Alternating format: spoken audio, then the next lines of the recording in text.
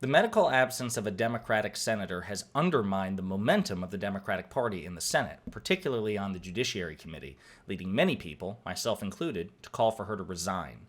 However, the reality is much more complicated than we thought. Intrigued? Then click that like and subscribe and enjoy the video.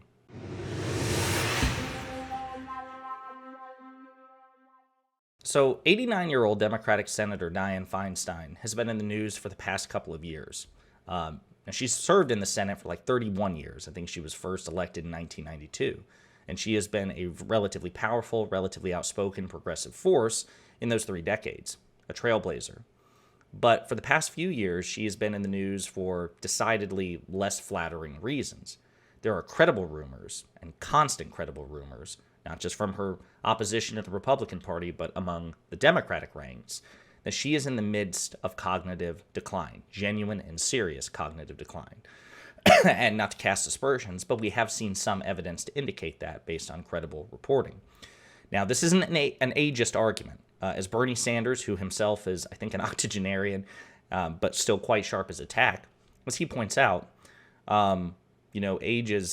competency at a certain age is relative. Yes, generally speaking, you're more likely to decline as you get older, but there are people in their 60s, 70s, and 80s who are sharper than people in their 30s, 40s, and 50s. You take somebody like Bernie Sanders, who's 80 years old, and compare him to somebody who's in her relative prime physically, like Marjorie Taylor Greene, and the cognitive disparity is vast. On his worst day, he's infinitely smarter and sharper and more competent than Marjorie Taylor Greene on her best day. But Dianne Feinstein, there's a credible case to be made that at 89 years old, in the midst of likely cognitive decline, she should step aside. Now, Democrats, I think, were able to hold their nose and tolerate it because she still voted accordingly and she still participated. However, she's been out of the Senate for a couple of months due to contracting shingles, and understandably so, especially at her age. That's a very credible issue medically. But the result is, with the Democratic majority in the Senate being so small, it has undermined the momentum of the Democratic Party with respect to filling judicial vacancies. What do I mean? Well, so obviously we have a fully mobilized, bad faith Republican Party that's not looking to throw President Biden a bone. One of the things that President Biden was able to do with his very thin Democratic majority is fill judicial vacancies. It's huge because that's basically what the Trump administration did thanks to Mitch McConnell during the Trump years. They were able to fill every vacancy with a young, ideologically conservative judge, which started to shift the federal judiciary towards the right, which would have disastrous consequences for the people in this country, including, by the way, conservative citizens. So what Biden has been able to do is, as judicial vacancies come up during his administration, he's able to do the opposite and fill judicial vacancies with young, liberal, and progressive judges to shift the balance of the court back towards the middle, or hopefully back towards the left. And actually, President Biden was on track to exceed the rate of the Trump-McConnell judicial vacancies. But that momentum has been slowed because Feinstein is out of the Senate due to medical issues, and she serves on the Judiciary Committee. So that means that the process of getting President Biden's judicial appointees through is much, much harder. Now, many people were calling on her to resign, myself included.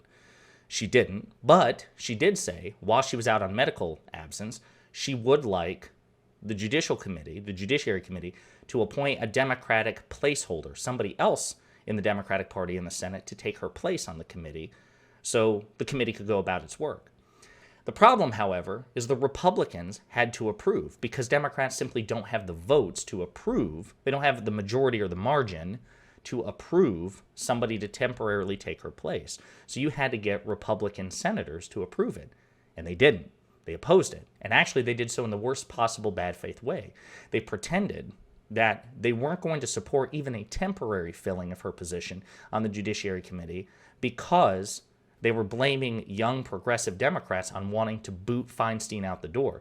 Our friend Dianne Feinstein is 89 years old. She shouldn't be bullied for her age, and we're not going to support a Democratic plot to kick her out of the Senate. Even though it was Feinstein's own idea. Hey, guys, I'm out, so just get somebody to take my place until I can come back.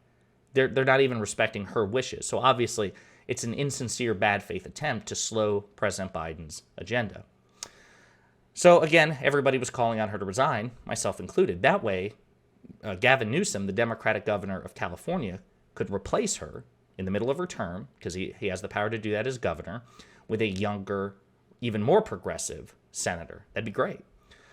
But apparently, the reality is a bit more complicated, as we learned from this conversation with CNN's Jake Tapper, and Sheldon Whitehouse, a Democratic senator from Rhode Island, who, by the way, is one of my favorites.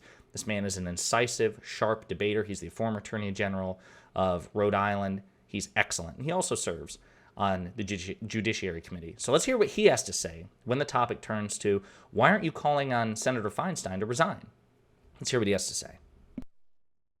I want to ask you about your colleague on the Senate Judiciary Committee, Senator Dianne Feinstein from California. She's had an extended absence from the Senate as she recovers from shingles. This comes after years of questions about her faculties. Congresswoman Alexandria Ocasio-Cortez, Democrat from New York, called for Feinstein to retire in a Blue Sky social media post or skeet. She wrote, quote, "Her refusal to either retire or show up is causing great harm to the judiciary, precisely where reproduction rights are getting stripped. That failure means now in this precious window, Democrats can only pass Republican-approved nominees," unquote.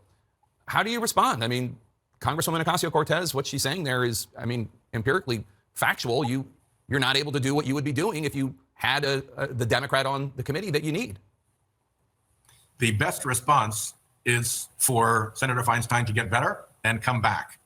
Because whether she's out of the committee because she has stepped down from the committee temporarily, or whether she's out of the committee because she's left the committee, or whether she's off the committee because she's left the Senate, the same process has to be gone through to replace her on the committee. So the Republican blockade that is presently preventing us from filling her seat on a temporary basis could just as easily prevent us from filling her seat in the Judiciary Committee on a permanent basis if she were to resign. The only clear solution is for her to come back, and that's what we're very hopeful she will do. How do you respond to a Democrat watching this who might say, you sound more concerned about the feelings and the hurt feelings of a senator than about all of the important issues and rights of 350 million Americans? Well, first of all, I do care about Dianne's feelings. I've served with her in the Senate for a long time and admire her immensely. But to the other point, remember, whether she's away for illness, whether she's away because of resignation from the committee, whether she's away because of resignation from the Senate, the predicament that Senate Democrats have is the same. It requires unanimous consent or a vote beyond 60 in order to put a new senator on that committee and fill her seat. So the problem doesn't go away whether she resigns or not. The problem only goes away when she comes back and sits in that seat and votes again.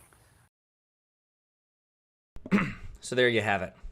That's the reality. That's the bureaucratic reality that would undermine. Now, again, regardless, eventually, Feinstein needs to not run for re-election again, or she does need to resign eventually, because we do need a younger, more competent, progressive in that position. And I say that with all due respect, because, again, this isn't a matter of intelligence. It's a matter of genuine cognitive decline based on credible reporting.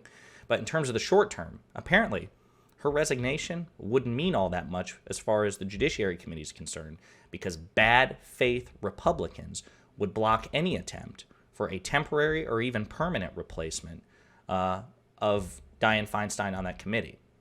And Democrats simply don't have the margin. Like you said, it's either unanimous consent or a vote above 60.